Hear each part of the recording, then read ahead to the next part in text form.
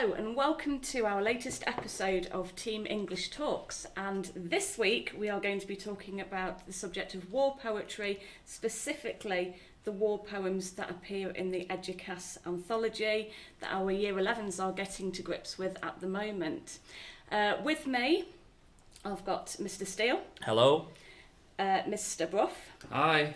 And we've got a cameo appearance this week from Special Mr. guest. Phillips. Hi everyone. And, So soft-spoken. Listen to him. His voice is like velvet. Yeah, just wait till the end of it. Wait till the end of it. He'll have found his groove by then.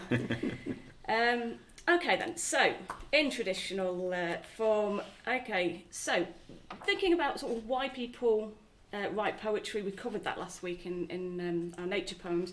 But why choose war as a subject for poetry? Why choose something that's so raw and quite horrific, really, to read? I think it's one of those. I don't think we can do it justice. I've got a quote here from one of our greatest war poets in Britain, Wilfred Owen, one of our anthology poets. And he actually wrote a preface that was found among his papers after his death and then was included in his collection of poems that were published posthumously. I'm just going to read it because I think it really sums up like the aim of what a lot of these soldiers in the trenches were writing about the war for. So it says, "This book is not about heroes. English poetry is not yet fit to speak of them. Nor is it about deeds or lands, nor anything about glory, honour, dominion or power, except war. Above all, this book is not concerned with poetry. The subject of it is war and the pity of war. The poetry is in the pity. Yet these elegies are not to this generation. This is in no sense consolatory. They may be to the next. All the poet can do today is warn. That is why the true poets must be truthful. If I thought the letter of this book would blast, I might have used proper names, but if the spirit of it survives Prussia, my ambition and those names will be content, for they will have achieved themselves fresher fields than Flanders." Oh, God. Yeah. Well, where do we even start with that? Well, I'm going to be a little bit less cultured than Mr. Steele. I cynically think it's probably more to do with sort of government policy and a certain man whose name rhymes with Schmeichel Schmove. And I think war poetry is important, but if you look at previous anthologies, there's a lot more war poetry now than there used to be. And I think in Britain we do live in this kind of state of post-colonial melancholia where we sort of yearn for the good old days, Winston Churchill and sort of fighting on the beaches and patriotism and British pride, and there's nothing wrong with all of that, but I do think that that's kind of been the order of the day in educational policy over the last decade. So I think that's probably why we see quite a lot of war poetry now. Maybe to distract people from what's happening at home at the moment, and looking back at things. It will be interesting to see, won't it, whether there will obviously be good poetry that comes out of the horrific things that are happening around the world, because it does inspire horrendous. Definitely. So it comes back to this idea of why poetry as well, and we were saying last week about it can be quite a cathartic process. If you are suffering and you're trying to make sense of that suffering and you're finding the right words for it, sometimes it can be part of the healing process to be able to sort of write about it, to express emotions. And I think war, it must be such an alien thing for people, even if you've been trained up for it, to be literally there and knowing that any second you could lose your life. I think even if you didn't die, the trauma that you suffer afterwards is almost even worse. I think part of the reason we get this kind of war poetry as well, with like that really, like you're saying, the rawness of it, and what Owen said is a poet can only tell the truth, is this idea that at the Great War that we've got here, you've got the first introduction of frontline photography. So the audience at home can't be lied to or dismissed with the propaganda. They are seeing the actual effects of war coming home to them. And huge numbers of not just soldiers, but everyday people who were drafted coming back to their towns and villages blind and deaf from gas attacks. And we wanted that soldier's report. We couldn't hide behind like Tennyson's Volley and Thunder and great poetry about soldiers dying heroes like we see in The Soldier. We get the real experiences of soldiers. And I think for the first time an audience were more aware of what it meant to suffer as a soldier, and that gets reflected in the poetry. And ultimately it's the audience that decide the popularity of a poem. There will be everyone from Jesse Pope to Owen out there writing poems with different perspectives, but the audience picked up on Owen's poetry and Sassoon's poetry and other great war poets who discuss the negative side of war, because that's what they wanted to discuss. We couldn't hide behind this idea of heroism and dulce et decorum est pro patria mori, these epitaphs that we can throw at things to gloss over the positivity of war. And I think for the past 100 years since the First World War, we've had that legacy of a negativity of war with great war photographers, great war reporting and all that, where we're much more interested in the human cost of war. And I think we're even moving beyond that today. Instead of having the soldier's experience, we're seeing the human experience, and a lot of poetry that's coming out of war now is refugee poetry and the poetry of the displaced and people who are affected by war in a much more civilian aspect, and we get to see their voices coming through. And I think that has a legacy from the great war poetry that we're seeing. So although, like Mr. Bruff was saying, that it is a lot of old ideas about Britishness, it's also a generational step towards new poetry that we see coming from ordinary people and their darker experiences of the world around them, and giving them that freedom and an audience to experience what is the negatives of life as well. I think the war poems, especially in this anthology, and quite often when we look at war poetry in general, they're the best examples for how you then discuss how a poet can use their voice, because we see such a contrasting way of how that comes across. Like you have Rupert Brooke and the soldier, and that sort of, well, not even almost, it's pure propaganda of, you know, laying down your life for England, and he's chosen to sort of illustrate that in his poem. And then you've got the counter arguments from people like Owen, who, you know, were actually there and saw active service and were trying to get across their experiences. It's about how you use your voice. It'd be interesting to see if, because obviously Rupert Brooke, and we'll start talking about the poems in a minute, wrote his poem in 1914, and then he died, didn't he? I don't think he even saw the war. No, blood poisoning at sea, wasn't it? Septicemia from a mosquito bite. I mean, there's a way to go, isn't there? Sorry, is the soldier in the anthology? Yeah. It certainly Well, that's awkward. is. It's Right. not. I don't think it's in your Ladybird book of. Oh, is it not in my Ladybird book of poems? No. Just to be very clear, I'm using a special help book for the poems. We forgive you as the strategic Okay, lead for it film should and be- media.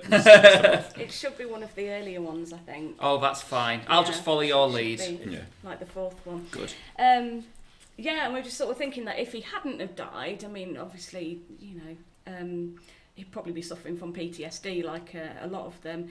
And would he have gone back and sort of written almost a partner poem saying, you know, stuff England? That's interesting, You isn't know, it? Yeah. I'm definitely on side with Dulce et Decorum Est, with you know, Wilfred Owen. You know, I no longer believe all of this rubbish.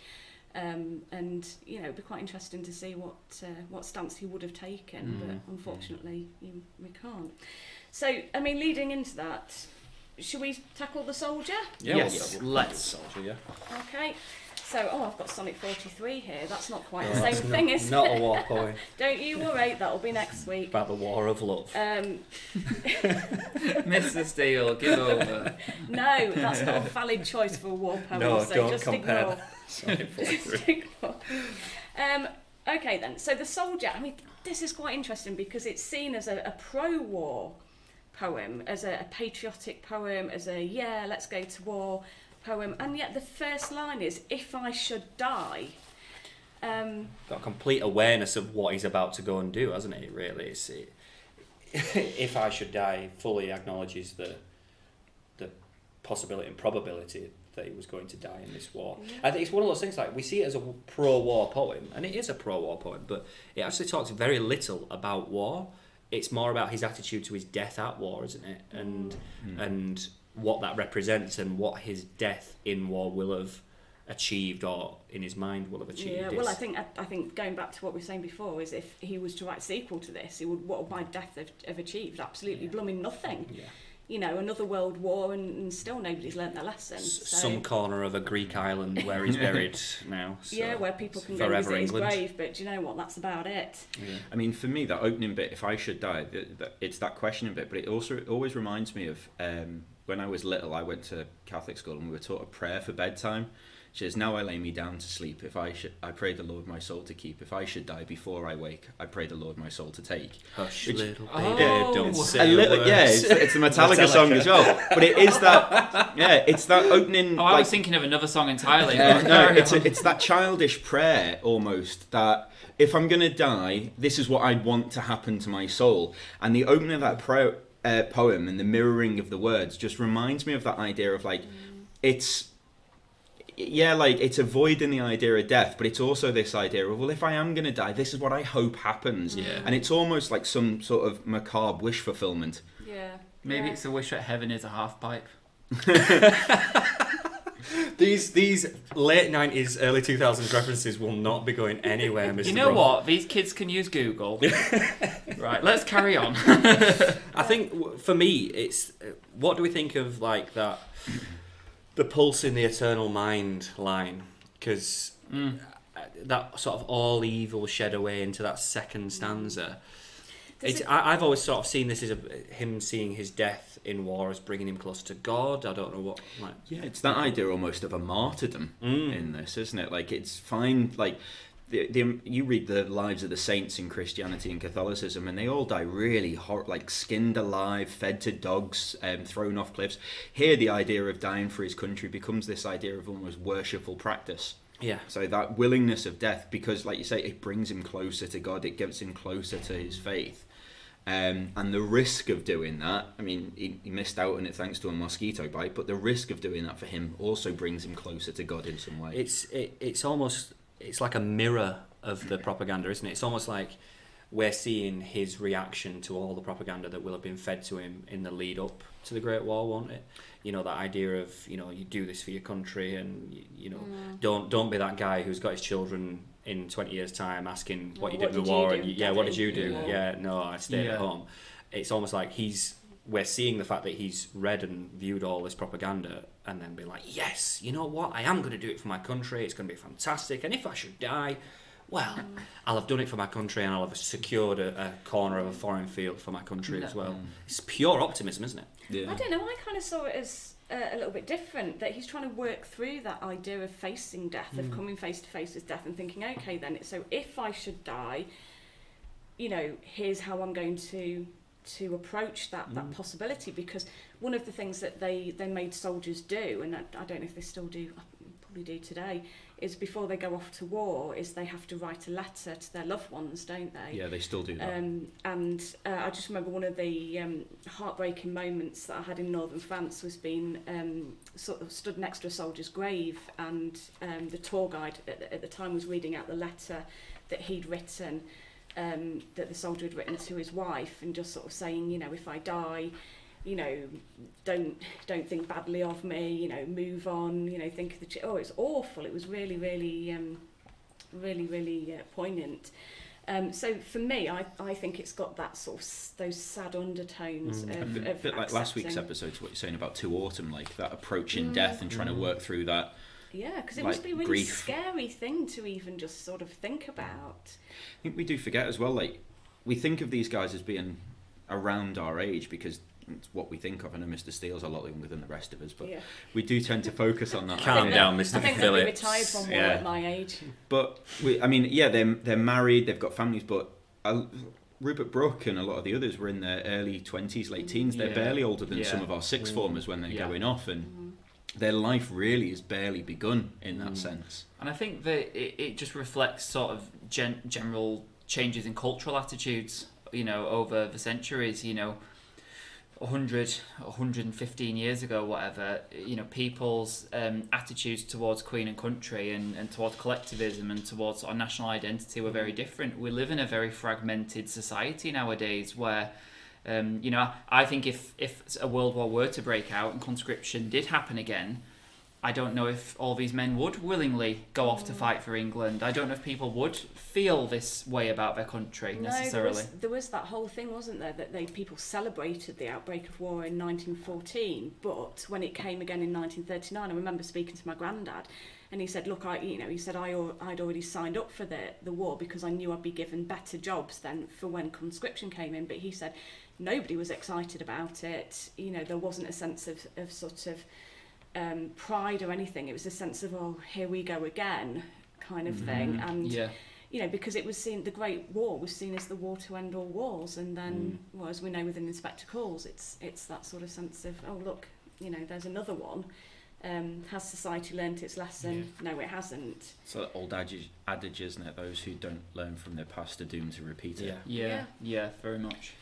Do you think it's good to then segue into the reality of war then? I think, we go into Dulce Eduqas War Poems, and I think we could probably just do a whole podcast on this alone. Now, this probably will in time, at some years point, to come. This one is in my Ladybug Bird of Poems, so just hold on a moment. It's made it in. Bent double like old beggars under sacks. That's like 4 English teachers on a Friday. Crawling through. Coughing like hags. Cursed through sludge. Oh, we need to stop. It's too much. Yeah. Quick. Get out of school. No. What I find, we were just talking about this before, so this obviously came at towards the end of the First World War, and is written by Wilfred Owen, who was in Craig Lockhart Hospital. He was suffering from post-traumatic stress disorder, understandably known as shell shock at the time, and he met Siegfried Sassoon, and again, one of those ways in which he was working through his trauma was to write poetry. And one of the things that's quite interesting to me is if you go into the British Library, and you can see, in fact, I've just downloaded it, his first draft of Dulce Eduqas War Poems, and you can see how he's changed some of the words. So, for example, till on the haunting flares, we turned our back. He starts off by saying the clawing flares, and then we get this whole sort of, he plunges at me, and he says gangling, gurgling, goggling, and then guttering. Ooh. And here's somebody who's really sort of trying to capture that essence of just how this poor lad was just suffering, and almost it becomes onomatopoeic, doesn't it? It's that sort of sense you can almost sort of feel him sort of, coughing his guts up. Yeah. Right in front of us. And I think for Owen, it was so important that we, who have had no experience of war and hopefully never will do, is able to understand as much as possible through his word choice, through his poetry, what it sounded like, what it looked like, and you really got a sense of why he was suffering. I think that's such a good example of every single word within a poem being deliberate. Yeah. Being able to actually look at that sheet and seeing where he's crossed out words and gone for what he feels fits better. It illustrates that choice of that idea of poetry as an art form. Well, but if you look at this original draft, besides his very swirly handwriting, you can nice see handwriting, isn't it? Yeah, it looks very familiar. So you can tell a lot about a person from the handwriting. But fup, fop, fup. What does that even mean? Woo, fup, fop, fup. It's the gas shells, isn't it? But he's put afterwards gas shells or duds. He's just questioned himself, hasn't he? Yeah. He kind of he gets rid of that though in the actual one that he's got, and he's got the gas shells dropping softly behind. We haven't got that fup. I wish he'd left that in. That's fun. I love that. That's fun to say, but I suppose perhaps it takes it away from the seriousness of it. And then one of my favourite bits here is he went from gas, and ecstasy of fumbling, and you can see where he's edited in quick boys. Yeah. And you get that sense of just how young these soldiers were, and how naive, and that idea of fumbling for your I just want to jump in on that line actually. That ecstasy of fumbling. Like, there's so many layers to that you can pick out and go below the surface. Now, I remember having a chat with Miss Dodd who's not joined us on the podcast this week. We miss her dearly. She's not dead either. No, I need to stop announcing the premature departure of, Yeah, of our yeah. colleagues on the podcast. And we discussed this line in Ecstasy of Fumbling, and we were saying how, we remember these, they were kids. They were literally 16 years and older. And that ecstasy of fumbling, I look at it in two ways. You've got the, it's happening, lads, come on, and they're really, really trying to, they're excited, Nervous there's something, excitement, that nervous excitement, yeah. But I don't think I'd be excited. no, I don't think I would, but you can see that sort of youthful exuberance within it, can't you? And speaking about it with Miss Dodd as well, how we think about a lot of these young men, they were probably at an age where they were going out into the world and having their first sexual experiences. And there's that sort of juxtaposition of how these lads at this time probably should be not in a war, but at home enjoying their lives, and yet their ecstasy of fumbling actually comes in the middle of a gas attack. And there's that sort of horrific experience, that innocence, that loss of innocence that comes across with it. I think it's an interesting way of looking at You that. see, I've actually heard that interpretation quite a lot of times from quite a lot of different places and people. It's not personally how I interpret it. I just interpret that word ecstasy as being just a feeling of being completely and utterly physically and mentally overwhelmed. Yeah. Just in a very brief moment. Just that feeling of just complete adrenaline when you can't focus, you don't know what's happening. I think if you've ever been in, say, a car accident, or if you've ever been in a fight, or a really traumatic sudden situation, you'll know that feeling as sort of not even knowing what's going on around you. There's just that complete, it's like your body takes over. And that's my interpretation of it. But I have heard that interpretation quite a lot of times. I quite like the sort of the fumbling, the stumbling, the floundering, the clumsy helmets, because if you remember, like, the helmets were very, very rudimentary at the time. I think what they used to do was just wee on a handkerchief, wasn't it? But, which for the gas masks, not for the helmets. No, not for the helmets, for the gas masks. Yeah, I mean that's pressure, isn't it? If you can see the gas coming towards you, and just like, I really don't need to go. It's like, you've got to. Your life depends upon it. One of the things they still do now on military practice is, whilst you're doing your routine thing of either like fitting something to a machine, loading a gun, you are doing it whilst there is 2 drill instructors stood on either side of you, barking orders in the loudest possible voice to put you under that pressure, because you then have, like, these guys here, that gas, quick boys, they are being shouted at, the use of exclamations. And when someone shouts at you, whether you're used to doing something or not, if someone's shouting in your face whilst you're doing it, you are going to mess it up.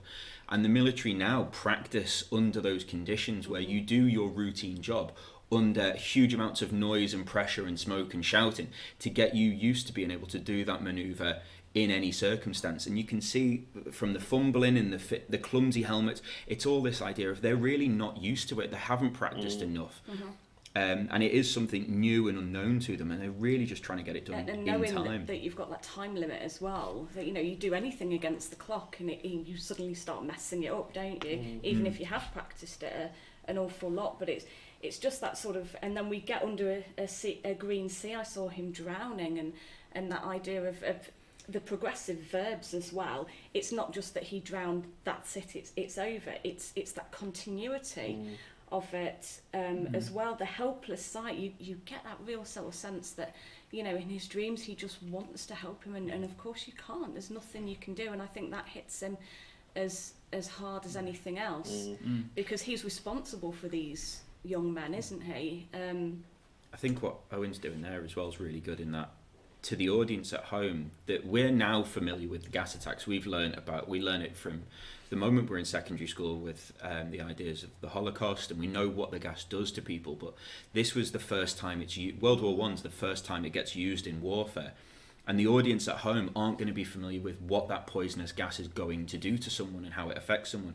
So Owen's use of the metaphors and similes here to really try and familiarise the audience with what happens to these men, with the idea of the fire, the lime, the drowning, really trying to convey the death toll and the human effect that this gas has on human bodies to an unfamiliar audience, which is the whole purpose of a good metaphor or simile, is to take the unfamiliar and make it familiar.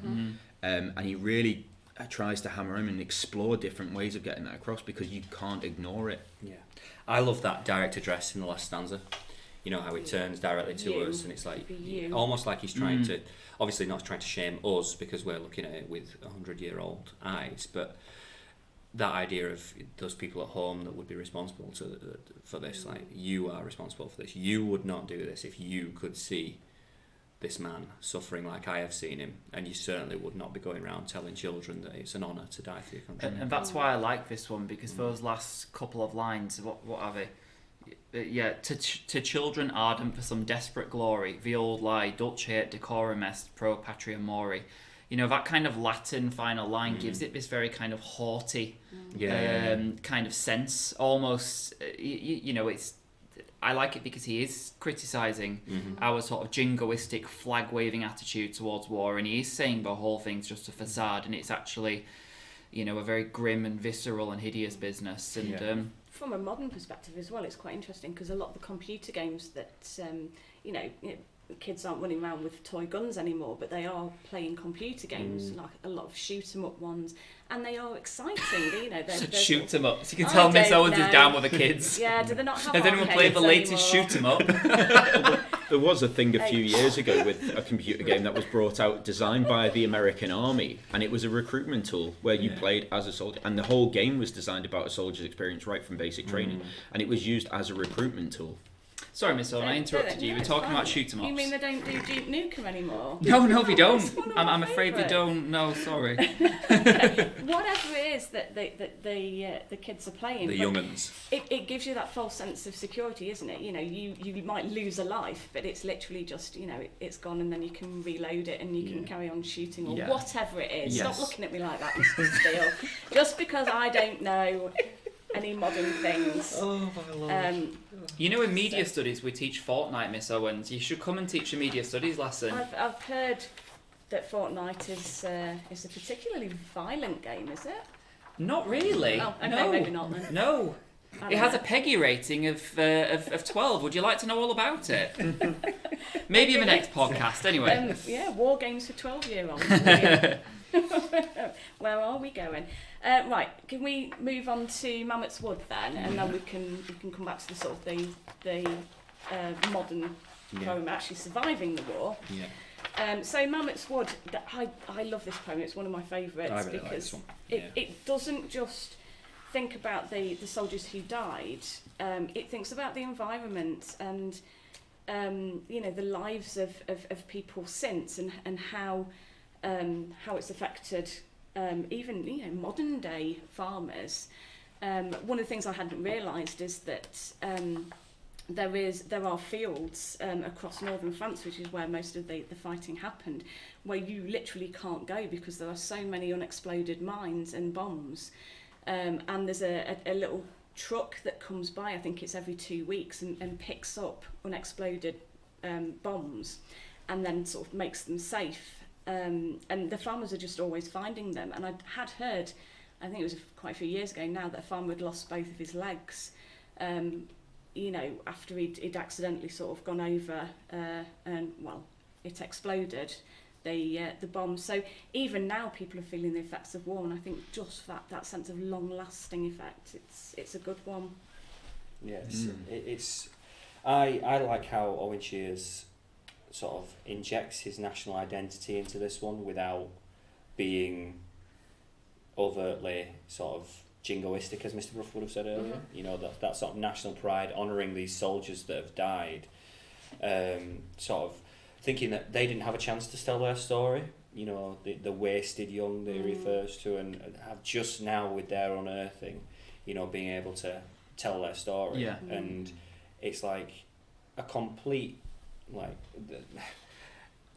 not love letter, but appreciation of the loss of life that these Welsh soldiers went through. It pays them a deep amount of respect, but with a very sort of modern sensibility, doesn't it? Yeah. I mean, it is like a bit of a correction to history as well, because the soldiers who were marched towards Mammoth's Wood, that Welsh regiment, were criticised. It was so in the actual battle in the Somme, there was a miscommunication between them, and they weren't giving clear orders. And that line of they were told to walk, not run, was a miscommunication of orders. It wasn't believed to be heavily defended, and when they were sent in, they were sent in basically to their doom without any correction, and then they were slated in the papers because they didn't do their job. They died, and many of them were accused of desertion and accused of cowardice.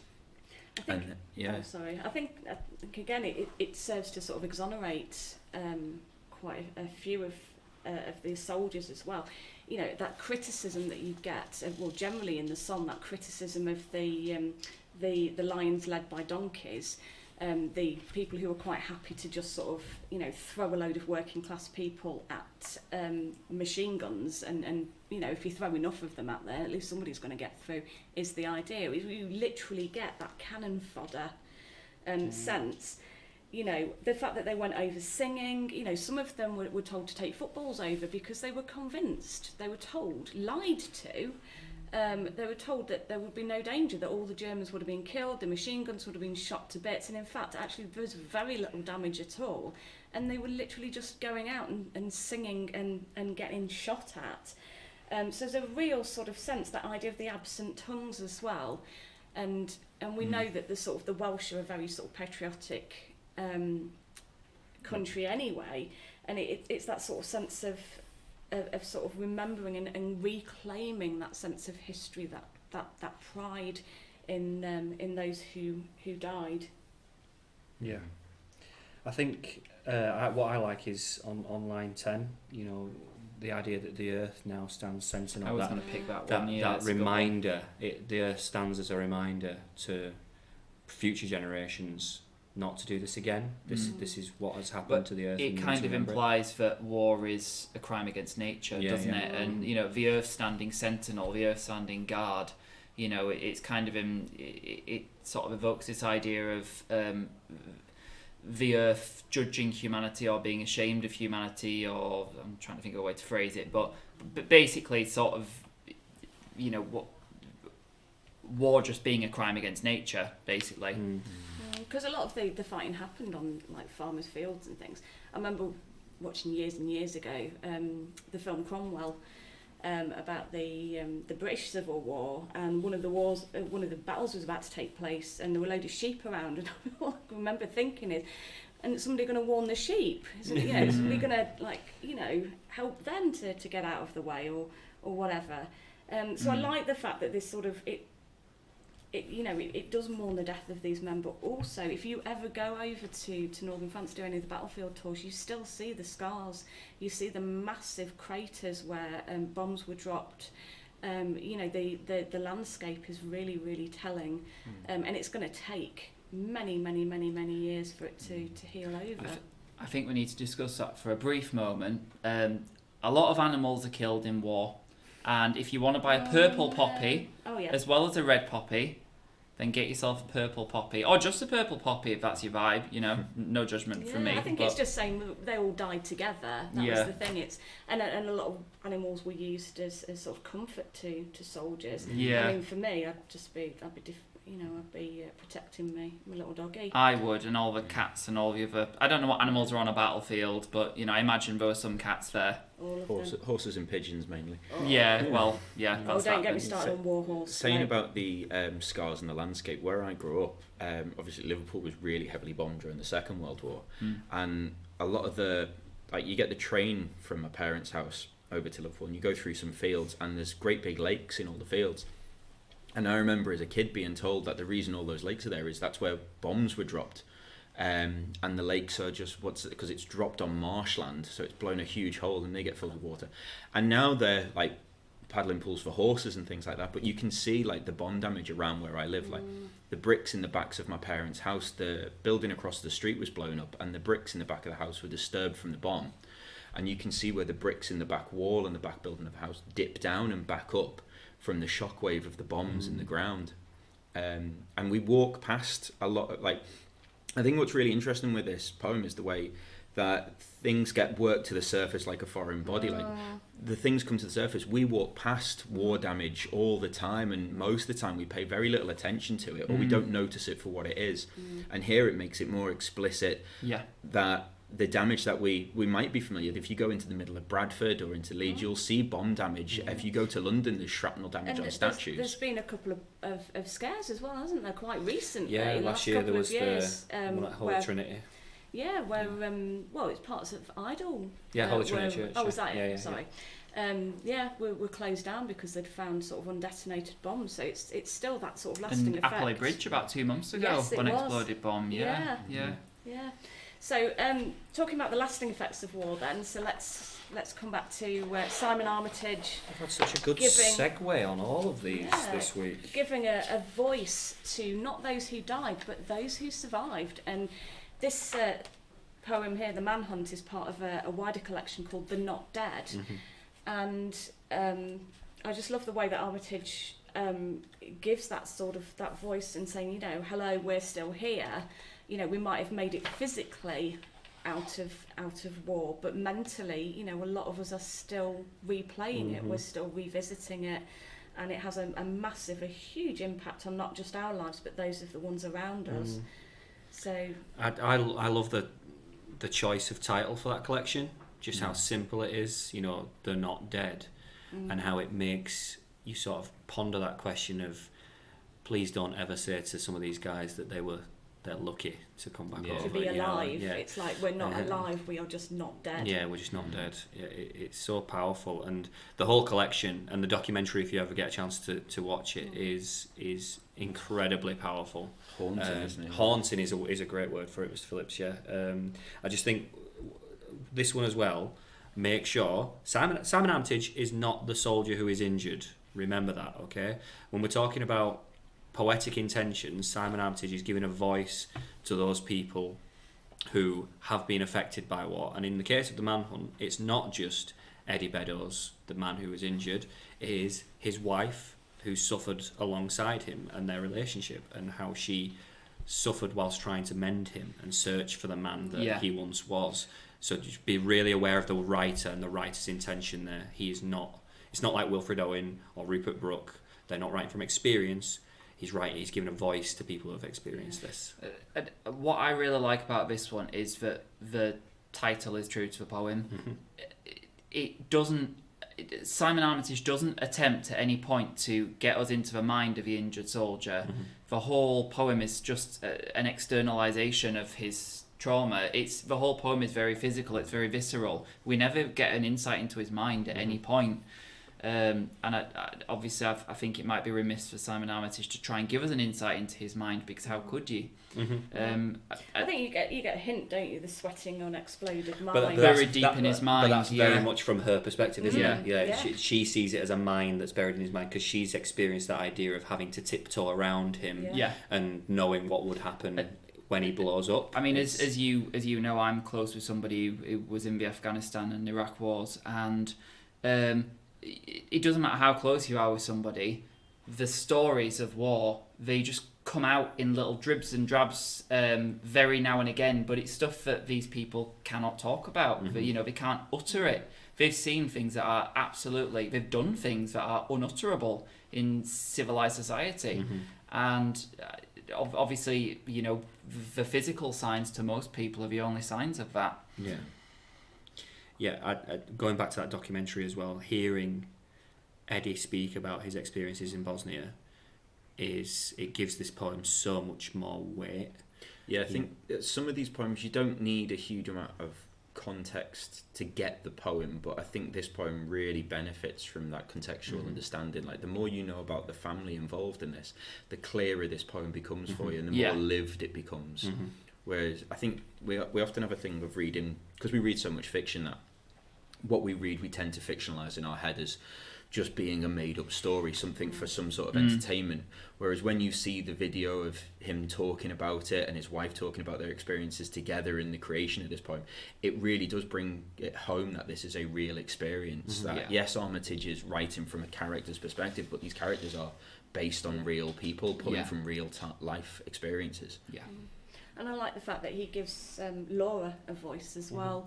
And it just sort of shows it's not just the person who's coming home, it's the loved ones around them, and that frustration when you get with the the sort of only then, you know, that she really wants to understand, she wants to be able to do everything she can, but you know, none of us are ever going to be able to empathise with. Like she says, I come close. She can get close to it, but she'll never be able to truly put a finger on it. Yeah, I think my favourite bit is the frozen river again. Mm-hmm. We talk an awful lot about you know, that sort of, because if you watch the documentary, you can see his scar, and it sort of, you know, looks a little bit like a sort of frozen over river.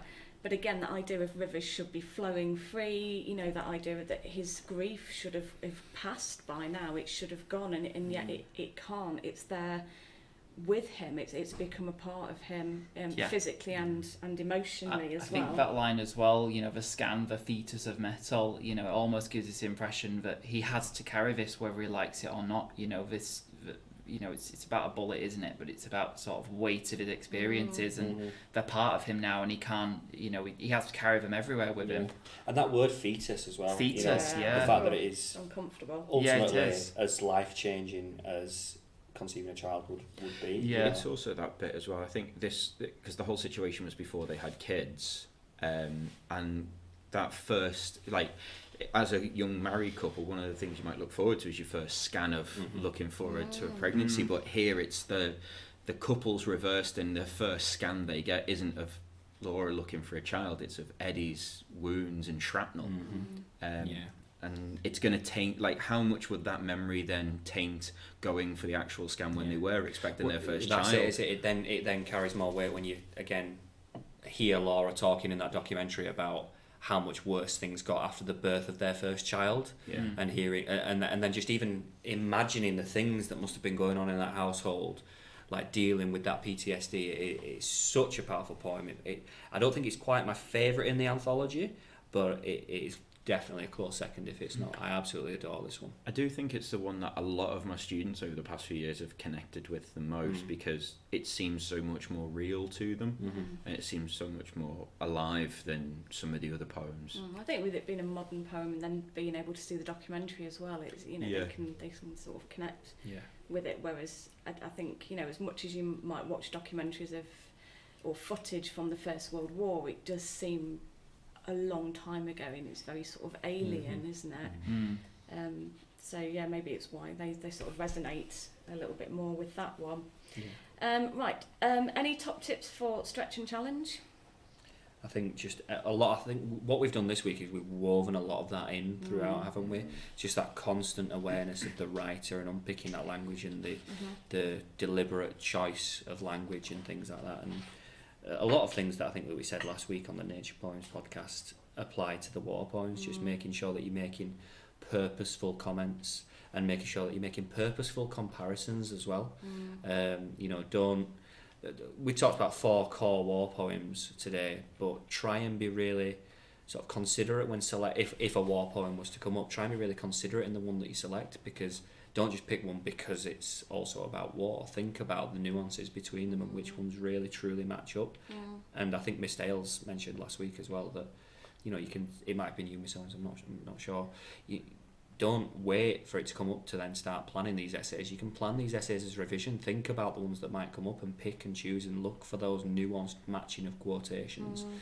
Yeah, and I think another tip is sort of detailed analysis, look at a variety of interpretations. So let's say you're doing Manhunt, you're talking about the phrase parachute silk. You know, there are 3-4 different ways you could interpret that. Don't write 3 paragraphs about it, but, you know, look at different interpretations of it, explore. I'm sorry, I just love the fact that you've got it open on the page, how to answer the question. You know what? Miss Owens, you didn't have to do Mr. I'm Bluff like making that. good use of the resources available to me. For those of you at home hoping to revise, it is in the Eduqas Poetry Anthology, the CGP guide, on page 68 that you'll find the help to these It's questions. actually page 69. So oh, is it 69? I'm page looking at the wrong 69, page. yeah. Okay, there we go. But Mr. Buffy, I mean, he's doing a wonderful job of giving his own interpretation of it. But I think actually you raise a very good point there, Mr. Bruff. That's not even on the page, just to be clear. We weren't saying that. I looked at all the tips on the page and thought, sod this, I'll give my own tip. I don't want Miss Owens to think I'm reading from the book. Okay. But I mean, public that apology. tentativity is so important. But Yeah, not, yeah. as Mr. Bruff said, not writing 3 paragraphs about the same quotation, but saying, perhaps the writer meant this, but he could have also intended this, or he or Yes. she could have also intended this. You know, being really, really tentative in your response is so important for those top grades. Definitely. Yeah. Yeah. Right, okay. This is We're another on long 45 podcast. 45 It's minutes enough. we're on so This far. has surpassed 45 last week's already. Well, we just... And we did I think one we're- fewer poem this week. Yeah, I think we're just losing the plot, to be honest. I think we So- can go for an hour. Let's Yeah. just. Bank, Yeah. bank holiday Absolutely. Monday, I we'll don't- just I'm spend not the day. I'm not sure people want to listen for an hour, though.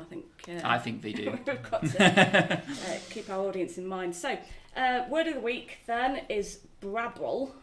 Okay, and it can be a verb or a noun, to argue stubbornly about trifles. So who wants to put this in a sentence? Mr. Bruff loves a good brabble. I do, actually. Yeah, you want to brabble? Let's go. Don't Okay. brabble. Don't brabble with me. You're writing in blue or black. Yes. Oh, that's a good one. Is that? Can we just And clarify? trifles. Argue stubbornly about trifles. A trifle is a small or insignificant issue, not as a custard-based sponge I think you can dessert. argue about That's custard like based Christmas Carol. sponges. I suppose you could brabble over trifles. Going back to A Christmas Carol, like when Scrooge, no beggar implored him to bestow a trifle, and then you have to be like, no beggars are going up to Scrooge and asking him for a dessert.